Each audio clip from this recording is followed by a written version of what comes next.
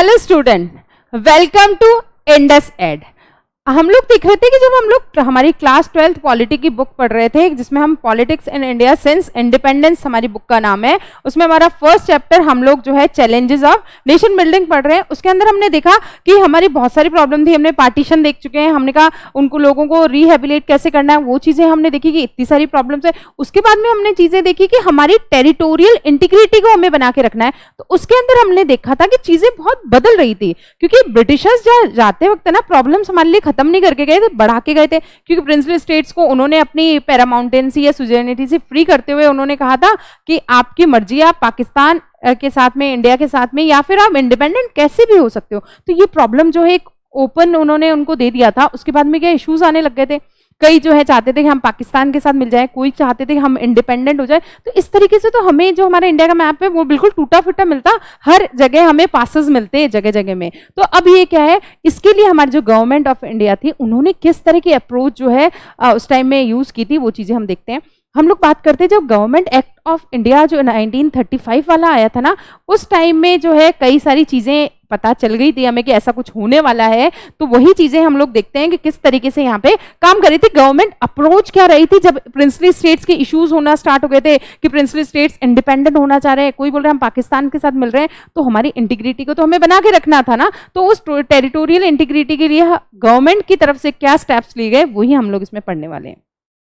अब हमने कहा एक इंटरमिन जो है गवर्नमेंट वहां पे बन चुकी थी हमारे यहाँ पे, क्योंकि अभी तक हमारी इलेक्टेड गवर्नमेंट नहीं आई है। तो इंटरमिन जो गवर्नमेंट बनी है उन्होंने क्या है, मतलब बहुत बड़ी सारी प्रॉब्लम थी। हमें दिख रहा था कि अगर हमने इस प्रॉब्लम को वाइजली हैंडल नहीं किया है तो क्या होगा, हमारे यहाँ पे बहुत सारे जो है अलग अलग छोटे छोटे मतलब एक देश बन के तैयार हो जाएंगे। हमारा जो इंडिया का जो है हम बात करते हैं टेरिटरीज बिल्कुल खंडित हो जाएगी, अलग अलग डिफरेंट साइज के हमारे पास में जो है आसपास में एरियाज कट के तैयार हो जाएंगे। अब हमने कहा कि इस चीज को हमें खत्म करना है, हमें किसी भी बेसिस पे जो है पाकिस्तान अलग हो गया चलो कोई बात नहीं, बट हमारे और इंडिया के पार्ट्स को हमें हमारे से अलग नहीं होने देना है। तो उसके लिए इंटरवेन जो गवर्नमेंट थी वो बहुत ज्यादा प्रयास कर रही थी, कोशिश कर रही थी। अब इसके बाद में क्या देखिए, इंडियन जो हम लोग बात करते हैं मुस्लिम लीग है, मोहम्मद अली जिन्ना है, वो सब लोग नेशनल कांग्रेस को वो जो बोल रहे थे कि आप बिल्कुल गलत कर रहे हो, आपको जबरदस्ती किसी को प्रिंसली स्टेट्स को अपने साथ नहीं मिलाना चाहिए, क्योंकि वो खुद चाहते थे ना कि बाकी जो और जो जगह है, जो एरियाज है ना, वो उनके पाकिस्तान में आके मिल जाए। तो उन्होंने कहा कि आप तो सबको फ्री कर दो, आप इस तरीके से किसी को फोर्स नहीं कर सकते हो कि आप पाकिस्तान इंडिया में आके मिलो। उनकी मर्जी है, वो चाहेंगे जिस एरिया में चले जाएंगे। 3 ओपन एरिया दिए हुए हैं उनकी मर्जियों के, जिसमें वो जा सकते हैं। किसी पे किसी तरह का फोर्स हमें नहीं करना है। लेकिन हमारे यहाँ पे गवर्नमेंट ने साफ कहा कि हम जितनी कोशिश हमसे हो पाएगी हम उतनी कोशिश करेंगे। और हमारे यहाँ पे जो उस टाइम में हम लोग जब बात कर रहे हैं, ब्रिटिश जब हमारे यहाँ से गए थे उस टाइम में 17 तो प्रोविंसेस थी और 565 हमारे यहाँ पे प्रिंसली स्टेट्स थे। तो ये सिचुएशन चल रही है, तो इतने एरिया को हम नहीं छोड़ सकते ना। हम बात करते हैं हर 4 में से एक बंदा हमारे प्रिंसली स्टेट्स में रह रहा था, तो फिर क्या होता है कि इतना बड़ा एरिया हमसे अलग हो जाता। नहीं, हम ये होने नहीं दे सकते थे। इसकी जो जिम्मेदारी दी जाती है हमारे आयरन मैन ऑफ इंडिया, जिनको हम सरदार वल्लभ भाई पटेल हैं, उनको, जो हमारे यहाँ के हम लोग बात करते हैं जो हमारे यहाँ के जो डिप्टी प्राइम मिनिस्टर थे वो हैं, जो फॉरेन अफेयर्स के जो मिनिस्टर थे। अब इन्होंने क्या है, बहुत ही क्रूशियल और हिस्टोरिकल रोल प्ले किया था। इन्होंने क्या है, डिप्लोमेटिक एक वो चीजें यूज करी, जहां उनको लगा शांति से बातें बन सकती है वहां पे समझा बुझा के प्यार से मतलब चीजों को बनवा लिया। और जहां लगा कि नहीं यार ये बंदा थोड़ा सा टेढ़ा है, उसके लिए उन्होंने अलग स्टेप लिया। उन्होंने लगा कि यहाँ पावर दिखानी पड़ती है तो हम पावर दिखाएंगे, कोई इश्यूज वाली बात नहीं है। नेगोशिएशन जहां हो सकते हैं वहां नेगोशिएशंस होंगे, और जहां पे है कि हमें लगता है कि नहीं इश्यूज बहुत ज्यादा क्रूशियल है, वहां पे अलग तरीका अपनाया जाएगा। सेम जो जर्मनी में ऑटोमन बिस्मार्क ने किया, सेम यहीं पे रोल वो प्ले करते हैं हमारे सरदार पटेल जी। ठीक है, अब उन्होंने क्या है, बहुत सारे जो हमारे प्रिंसली स्टेट्स के सब लीडर्स, उनसे कॉन्टिन्यूस उन्होंने क्या है बातचीत करना, उनसे मिलना स्टार्ट करने लग गया कि उनको मतलब किसी भी तरह से उनको राजी करना है कि वो हमारे इंडियन जो फेडरेशन है, इंडियन यूनियन है ना, उससे अलग ना हो, वो उसी में जुड़ जाएं। मतलब जो ब्रिटिशर्स चाहते हैं, जो मुस्लिम लीग चाहती है, वो नहीं होना चाहिए। उन्होंने कहा कि हमारी जो टेरिटोरियल इंटीग्रिटी, जैसा हमारा भारत दिख रहा है ना, वैसा का वैसा ही रहना चाहिए। अब अगर हम लोग बात करते हैं उस टाइम के, तो हमारा जो there were 26 small states in Orissa, हम उड़ीसा की बात कर लो, आज का जो उड़ीसा हमें दिखाई दे रहा है ना, वो 26 छोटे छोटे स्टेट्स में था। फिर हम लोग बात करते हैं सौराष्ट्र रीजन जो गुजरात का है, वहां पे 14 बड़े बड़े स्टेट्स थे, हम कैसे अलग होने दे सकते थे इनको? 190 स्मॉल स्टेट्स थे और बहुत सारे जो है हमारे यहाँ पे डिफरेंट एडमिनिस्ट्रेशंस आपको देखने में, मतलब हम लोग इतना बड़ा एरिया नहीं खो सकते थे किसी भी हालत में। तो हमारे जो सरदार वल्लभ भाई पटेल थे, उन्होंने साफ साफ कहा था कि अब इस चीज की जिम्मेदारी मेरी है, मैं कैसे भी करके इस चीज को पूरा करूंगा। तो अब उन्होंने इसके लिए रेगुलर जो है लोगों से, राजाओं से मिलना स्टार्ट कर दिया था। अब हम लोग आगे चीजें देखते हैं, जो गवर्नमेंट अप्रोच रहती है ना, उसमें उन्होंने 3 चीजों पे बहुत ज्यादा बारीकी से ध्यान दिया था। 3 कंसिडरेशन थी कि भाई पहले तो ऐसे सारे लोगों को पहले एकजुट कर लो जो खुद चाहते हैं कि हम लोग इंडियन स्टेट में मिल जाएं, इंडियन यूनियन में मिल जाएं, तो उन लोगों को अलग कर लो। दूसरा क्या है, फिर हमें अगर लगता है कि भाई ऐसे कुछ लोग हैं तो फ्लेक्सिबल भी हमें रहना पड़ेगा कि उनको थोड़ी सी रीजन में ऑटोनॉमी भी देनी पड़ेगी। तीसरी चीज क्या है, बैकड्रॉप ही रहा हमारे लिए पार्टीशन। अब इसके अंदर क्या था, 13 the backdrop of partition which brought into focus the contest over demarcation of the territory. अब क्योंकि एक बार पाकिस्तान हमसे अलग हो चुका है, तो उसने तो एक चीज खड़ी कर दी ना कि इस तरह से इंडिया के अलग अलग हो सकते हैं areas. The integration and consolidation of the territorial boundaries of the nation had assumed supreme importance। अभी मतलब पहली कंसिडरेशन यही है हमारी कि हमारी जो है टूटने, टेरिटरी किसी भी हालत में टूटनी नहीं चाहिए, हमें उन सबको इंटीग्रेट करना है, हमें उनको कंसोलिडेट करना है, और हमारी जो बाउंड्रीज हमें दिख रही है उसको एज इट इज बना के रखना है। तो ये कंसिडरेशन रहे थे हमारे उस टाइम की गवर्नमेंट अप्रोच में।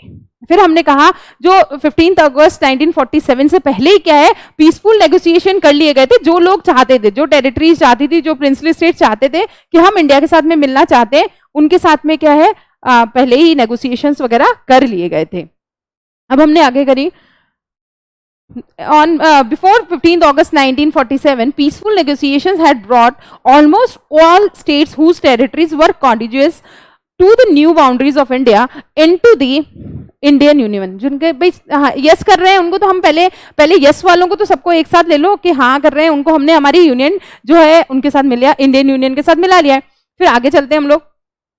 अब हमने कहा कि कुछ मतलब एक इंस्ट्रूमेंट ऑफ एक्सेशन, ये एक वर्ड जो था हमारे गवर्नमेंट एक्ट ऑफ इंडिया जब आया था ना 1935 वाला, उसके अंदर हमें ये वर्ड मिला था। इसके अंदर क्या है कि भाई जो शांतिपूर्वक जो सारे के सारे स्टेट वगैरह चाहते हैं वो यूनियन ऑफ इंडिया में शामिल हो सकते हैं, ये चीज थी। फिर हमने कहा तो इसके तहत इंस्ट्रूमेंट ऑफ एक्सेशन के तहत सबने साइन कर लिया जो एग्री थे कि हम लोग इंडिया के साथ में मिलना चाह रहे। तो ये इंस्ट्रूमेंट ऑफ एक्सेशन यही था कि हम जो है उनके साथ में मिलने को रेडी हैं।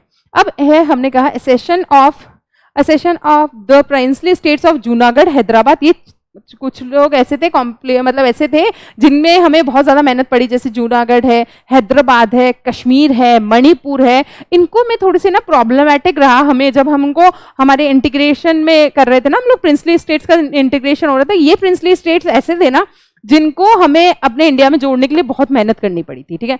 अब इसके बाद में थोड़े से दिनों बाद में क्या है, वहां पे एक प्लेबिसाइड कराया गया जूनागढ़ में। प्लेबिसाइड का मतलब होता है इसमें एक्सेप्ट और रिफ्यूजल की चीजें होती है कि आप मिलना चाहते हैं नहीं या नहीं। जब प्लेबिसाइड वहां पे कराया गया तो वहां के लोगों की डिजायर थी कि वो लोग जो है इंडियन यूनियन में मिल जाए। तो वहां पे क्योंकि देखिए क्या है, डेमोक्रेसी हमारा मेन एम था। जब हम इंडिपेंडेंस की बात कर रहे हैं उस टाइम में डेमोक्रेसी चाहिए थी, तो प्रिंसली स्टेट के राजा अपने बिहाफ में सारे डिसीजन ले रहे थे, तो वहां पे कहीं पे सिटीजन्स की तो कोई राय ली नहीं जा रही थी। तो वहां पे फिर प्लेबिसाइड कराया गया था। उसके बाद में कंफर्मेशन आ गया था कि वहां के लोग बहुत चाहते हैं कि वो इंडिया के साथ जुड़ जाए, तो फिर बाद में जूनागढ़ को वहां मिला लिया जाता है। फिर हम लोग चीजें आगे देखने की कोशिश करते हैं। मेन हमने अप्रोचेस देख ही ली थी कि क्या क्या हो रही थी, कि भाई क्लियरली था कि हम लोग जो प्रिंसली स्टेट्स को हमें इंडियन यूनियन में बनाना है, मिला लेना है, और ये भी फ्लेक्सिबिलिटी भी रखनी थी ऑटोनॉमी देने के लिए। तीसरा है इंटीग्रेशन और कंसोलिडेशन हमारा मेन मोटिव था, ठीक है। ये सारी चीजें वहां पे हो रही है।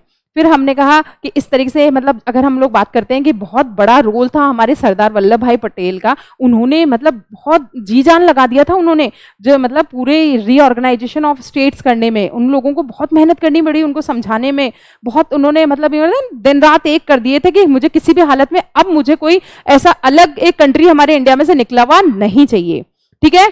अब इसमें जो हमारे सरदार वल्लभ भाई पटेल हैं उनके बारे में है, उनकी ये हम पढ़ते हैं, we are at a momentous stage in the history of India, by common endeavour we can raise the country to new greatness, while lack of unity will expose us to unexpected calamities. I hope the Indian states will realize fully that if we do not cooperate and work together in the general interest, anarchy and chaos will overwhelm us all, great and small, and lead us to total ruin. अब उन्होंने क्या कहा है कि जो लोगों को समझा रहे थे ना प्रिंसली स्टेट्स को, उन्होंने इस अपने एक भाषण के दौरान, उनके बहुत सारे स्पीचेस बहुत ज्यादा फेमस है वो, मतलब बहुत ऐसे होते हैं ना, मतलब दमदार भाषण देने वाले थे। तो उन्होंने कहा कि हम एक हिस्ट्री के एक ऐसे मोमेंट पे खड़े हैं ना, अगर हमने एक सही डिसीजन नहीं लिया, हमने अगर यूनिटी नहीं दिखाई है, तो उसके बाद में एक अनएक्सपेक्टेड जो कैलेमिटी हमारे सामने आके खड़ी हो जाएगी।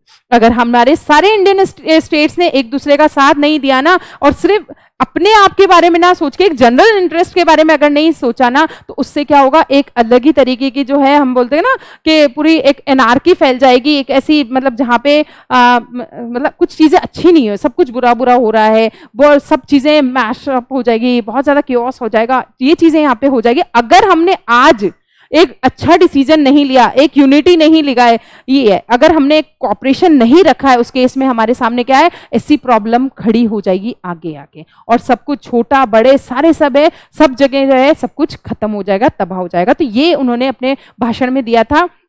जब ये इस तरह के भाषण, इस तरह के लेटर्स जब प्रिंसली स्टेट्स के बाद में पहुंचे ना, तो कई लोगों को ये रियलाइज होने लगा कि नहीं यार, सही है कि अगर हमने आज यूनिटी नहीं दिखाई है, तो हमारे सामने एक आगे बहुत बड़ी प्रॉब्लम खड़ी हो जाएगी। तो इस तरीके से उन्होंने इस तरह के भाषणों से, इस तरीके से लेटर्स के थ्रू लोगों को धीरे धीरे वापस अपने इंडिया में मिलाया था। तो ये गवर्नमेंट की अप्रोच रही थी कि लोगों को समझा बुझा के अपने साथ में इंस्ट्रूमेंट ऑफ एसेशन साइन करवा लिया जाए, या जो है कुछ लोग नहीं मानते वहां प्लेबसाइट करवाया गया, कहीं पे पावर्स दिखाई गई। इस तरीके से जो है हमारे यहाँ के जो हम लोग प्रिंसली स्टेट्स की बात करते हैं, उनको हमारे इंडिया के अंदर इंटीग्रेट किया गया था, और इसमें सरदार वल्लभ भाई पटेल का एक बहुत बड़ा इंपॉर्टेंट रोल रहता है। Thank you.